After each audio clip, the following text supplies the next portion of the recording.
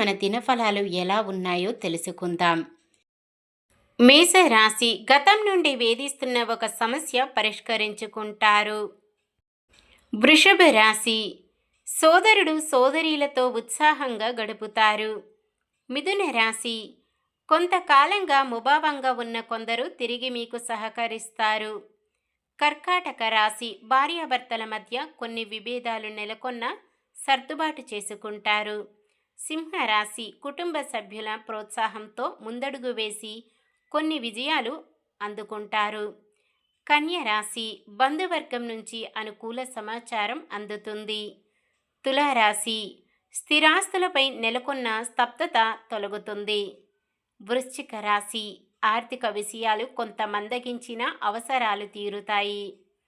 ధనుస్సు రాశి భార్యాభర్తల మధ్య వివాదాలు కాస్త తొలగుతాయి. మకర రాశి వృధా ఖర్చులు మీద పడి సతమతమవుతాయి. పొదుపు మార్గాలపై దృష్టి సారిస్తారు.